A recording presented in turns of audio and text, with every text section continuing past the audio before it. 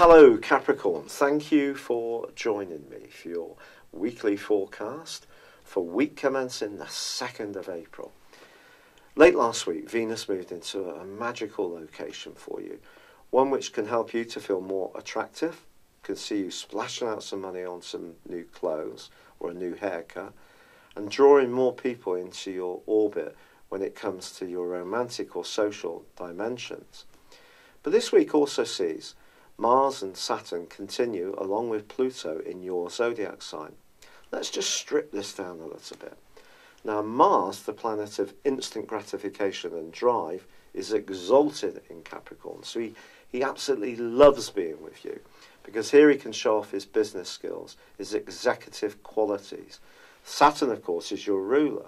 So if you put these two together in your sign, there's a lot of potential to work enormously hard on what's important to you. But the key this week is you don't need too many distractions. If you can just focus down, distill your activities into such a small area and keep all other distractions away from you, I think there's an enormous amount you can achieve. But if you keep getting interruptions, and that's possible, especially with Mercury tracking backwards in a tricky part of your scope. So it's in retrograde, it's not in the best area for you because it can see you bottle your emotions up a bit. Thoughts can circulate around our minds when Mercury's in our 4th house, but then it's squaring up to Saturn. Mercury square Saturn can make us a bit low, it can make us a bit pessimistic, it can make us look on the bleak side of life. And then Mercury square Mars can create a lot of contorted nervous energy. Mars is asking you to get on with it.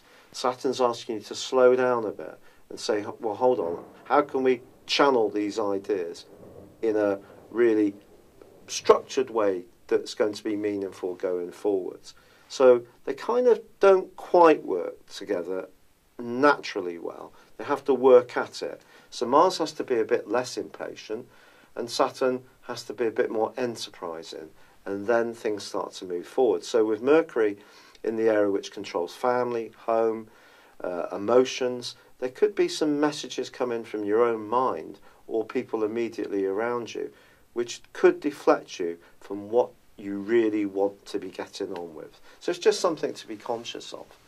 However, the bonus is going to come that by the end of this week, this duo are going to be combining with Venus.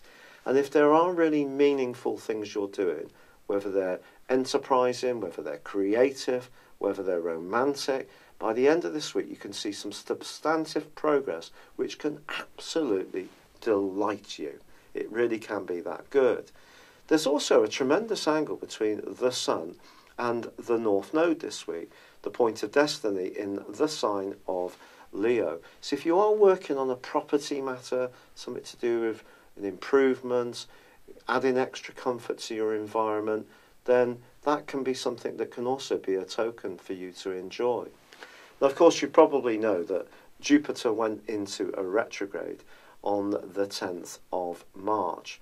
And you may wonder why I haven't spoken about this too much. Well, of course, I did at the time, and my advice really was, look, for you, Jupiter is in a very foresighted part of your scope. It's around friendships, it's around your hopes, it's around your more principled type of activities.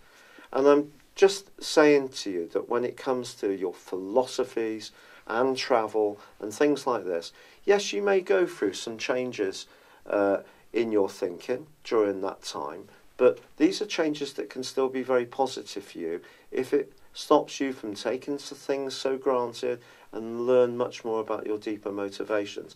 I think, again, it could be around your friendships where things do alter for you, but it could be in a positive way, but it will emerge from the retrograde on the 11th of July. So there is that to look forward to. It's a 4-month retrograde. It can affect more commercial aspirations and the financial markets, of that there's little doubt, and international affairs too. But for you, I think this is a week to use your executive qualities. You're a cardinal sign, you're a leader.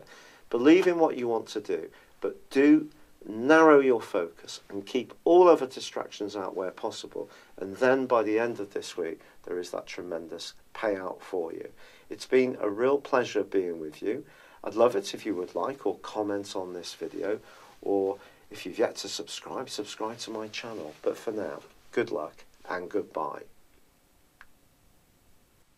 Thank you for joining me. If you'd like to know more, please visit my website at www.patrickarundell.com or download my free app in iOS, Google or Facebook at www.horoscope-ace.com.